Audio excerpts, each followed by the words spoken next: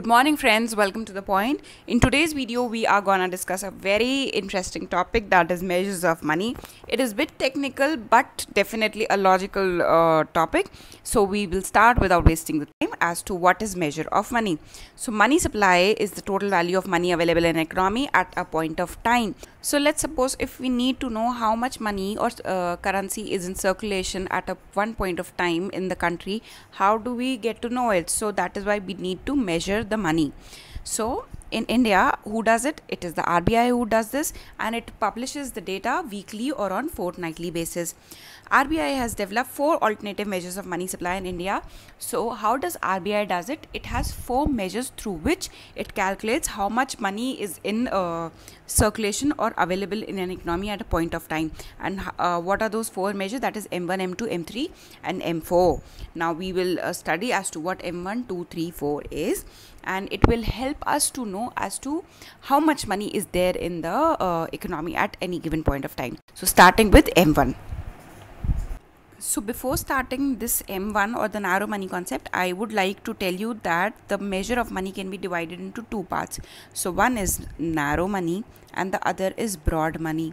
Now this narrow money has 2 parts, subparts M1 and M2, and broad money has again 2 subparts, that is M3 and M4, and we will now learn what M1 stands for. So narrow money and the M1 part of it. So M1 includes all the currency notes being held by the public on any given day. So what does M1 says? It includes all the currency note which is held with the public on any given day. It also includes along with this the demand deposit with all the banks in the country, both saving as well as the current account deposits. So friends, as I've told you, with the banks we have 2 options or 2 types of accounts. One is demand deposit and the other is time deposit.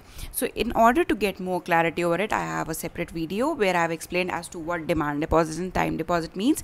So under demand deposits we can withdraw money as per our wish. In case of time deposits, the money is locked in with the bank for a certain period of time and the premature withdrawal is not allowed. So in case of demand deposits, there are 2 further categories, that is saving banks account and the current account, current deposit or current account. So the narrow money includes money held with bank under both these accounts. So the first thing that was included in M1 was that the currency held with the public. Now what do we add to it? The demand deposits held with bank. So demand deposits can either be opened with the post offices or with the banks, but in M1 what do we include? Demand deposit just with the banking system. Now what does this these demand deposits have? So first one is the current deposits and the other one is the saving deposits. So what do we add to this? Currency with public plus demand deposit with banking system. Now demand deposit includes both saving plus current, and the last thing that we add to it is the other deposits with RBI. Now what stands for other deposits with RBI? So friends, as you know that the common people or the citizens of the country are not allowed to open accounts with RBI, but there are some people who are given an opportunity or are provided account with RBI. So who are those people? For example, RBI governor, ex-governor of RBI and some high-level diplomats. So all of them have accounts with RBI. Now those people depositing some money with RBI will also be included over here. And what does this public stand for? So public means just the citizens of the country, and it excludes government and banks. So the money held with the government will not be counted in currency with public. Currency with public means currency with people like you and me. So when we add all of this, we get to the figure of M1, that is currency with public plus demand deposits, which includes savings and currents plus other deposits with RBI. So this is how M1 is calculated. Moving on to the next step, that is M2. So I told you narrow money has 2 subcategories, that is M1 and M2. M1 we have already discussed. Coming to M2, now as I told that we can open the demand deposits with banks at the same time with post offices also, but in M1 only demand deposits with bank was included, but in M2 we will include demand deposits with the post offices also. Now we will look at the formula. M2 is equal to M1, that is we have learned to calculate it in the previous slide, plus saving deposits of post office savings. So that is how we come to the figure of M2.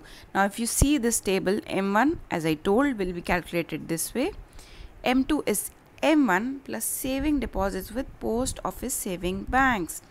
Now this way only M3 and M4 will be calculated. Later we'll come back to this table again. So moving on to the next, that is M3, and now we have entered into the category of broad money, and broad money, as I told you, can be subdivided into M3 and M4. Now we are going to learn about M3. Now again moving on to the basics, as I told you, with the banks you have facility to open either demand deposit or the time deposits. Okay, in M1 and M2 we were just focused on or concerned about the demand deposits. Now in M3 we will also include the time deposits with the bank. So what is M3? M3 is M1, which we calculated, plus the time deposits with banks. So if you see, what is M3 related to? All the deposits with the bank, because in M1 also post office's savings was not included, only the demand or the saving deposits with bank was included, as well as time deposits with bank will be included. So M3 is what? M1 plus time deposits that is held with just the banks and not the post offices, plus M1 also includes just the savings with the banks and not the post offices. So it's an easier way to remember as to what all is included in M3. So all of the deposits with bank, whether it is a saving or the current deposits or the time deposits, so that comes under M3. Now moving on to the M4. M4 is again under the broad money, and M4 is the widest measure of money supply that the RBI uses. It includes all the aspects of M3, also includes the saving of the post office banks of the country, and it is the least liquid measure of all of them. Now what about this liquidity we will discuss later. First we need to know what is M4. So M4 is M3 plus all the deposits with post office saving banks. So all the deposits, whether it is with the banks or the post offices, everything combined together is M4. Why? Because in M3 if we have included both sort of deposits with bank, that is here the demand one was included, here the timed one was included. Now moving on to the M4, here we are including the deposits or with the post offices also. So M4, that is why it is said it is the broadest or the widest measure of money that the RBI uses, because it includes or involves all sort of deposits with the various financial institutions. So this is what M1, M2, 3, 4 is all about. Moving on to the next slide, and the last one, it talks about the liquidity. So if we compare M1, 2, 3, 4, which is the most liquid out of it, so for that you need to be clear with the concept of liquidity. What is liquidity? Anything which is readily convertible into cash is called liquidity. Now if you see, you have two things in your hand. One is gold and one is you have a property or agricultural land. So which is more liquid, which can be more readily converted into cash? Obviously it is gold, because gold is easily accepted anywhere in the market, it can be easily sold, whereas property first needs to be evaluated, then you need to transfer it to the person, and then you will get money in exchange. So it is less liquid if you compare it to the gold. So any commodity which is readily convertible into cash is more liquid.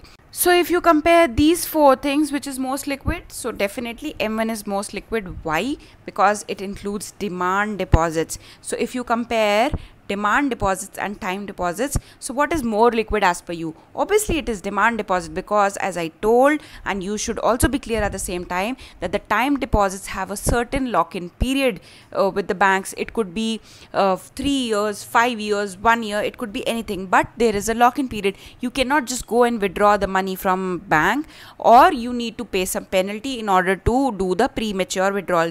So which is more liquid? Obviously demand deposits. So the category which includes demand deposits will be in any case more liquid than the ones which has time deposits. So if you see these two categories, the M3 and M4 has time deposits involved in the calculation.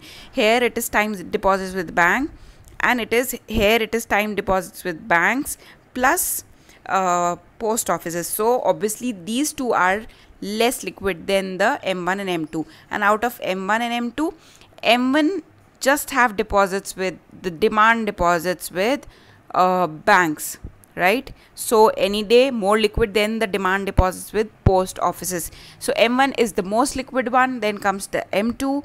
M3 is more liquid than M4 because M3 just includes demand deposit plus the time deposit with bank, whereas M4 includes time deposits with post offices also, which would need more time to convert into cash. So this is how it is arranged. It is in this order.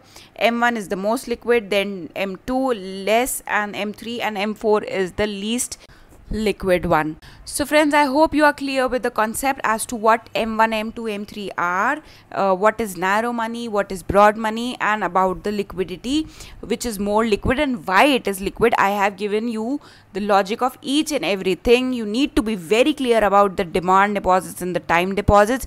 What are they, which is more liquid, and everything goes as per logic. That is why I keep reiterating that please try to connect everything with your day-to-day life or general life and try to relate to it. That is how you can easily remember the things without mugging up. So friends, this is all for the today's video. Thank you so much for your listening.